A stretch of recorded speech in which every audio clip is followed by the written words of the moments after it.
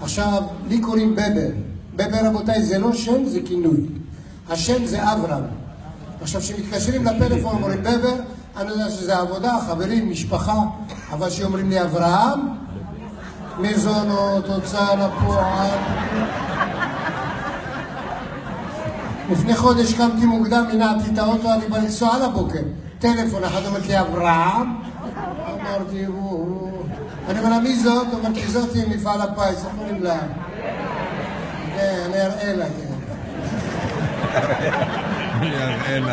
אמרתי לה, מה קרה? הוראת קבע חזרה?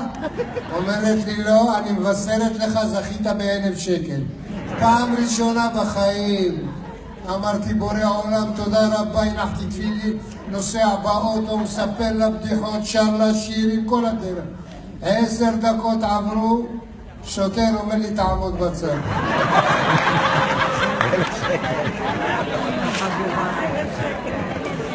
אמרתי לו, מה קרה? אומר לי, דיברת בפלאפון, זה 1,000 שקל קנס.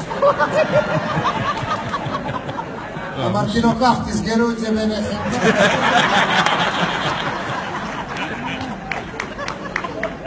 לא למחוא כפיים, בסוף נעשה במרוכז. גם כשנולדתי, לא היה לי מזל. אני נולדתי למשפחה מרוקאית, אנחנו 10 ילדים. המרוקאים אוהבים לעשות הרבה ילדים, אולי אחד יצא מוצלח. ואני נולדתי האחרון.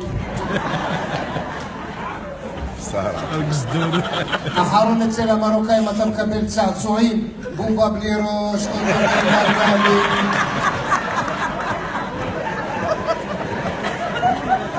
בחורף לא היה איפה לשים אותי לישון, לא היה מקום, היו שמים אותי על הפלטה. הייתי גם בבוקר עם ביצים חומות, נשבע לך.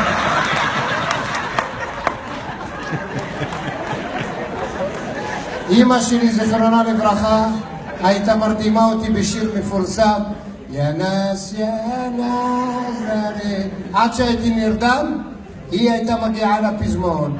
טיפרי פטי.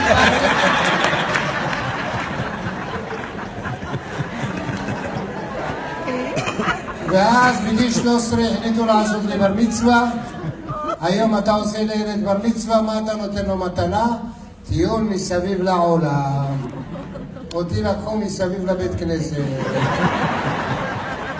השכן ממול עשו לו בר מצווה, קנו לו אופניים. אמרתי לאמא שלי, גם אני רוצה אופניים. אמרה לי, עוד חודש תגנוב לו אותה.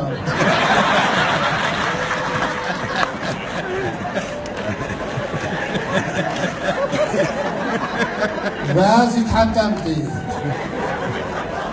גם בזה נפלתי. גרושתי, שתחיה עוד קצת. היא חצי תימניה וחצי בן אדם. בחתונה היא שברה את הכוס.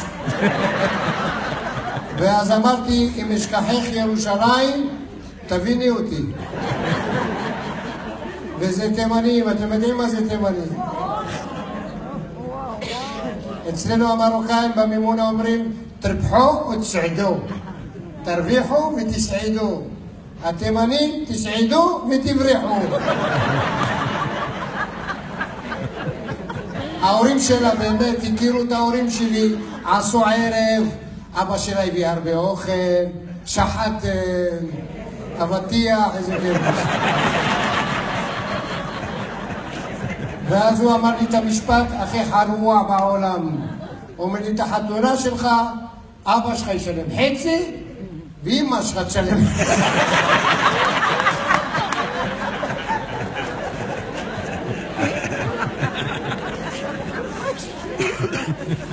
מה גברת? אין כמו התימנים.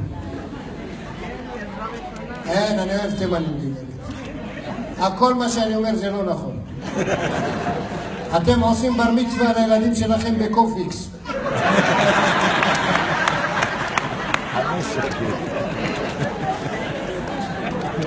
אני אוהב תימנים, אני תנסים תימניה.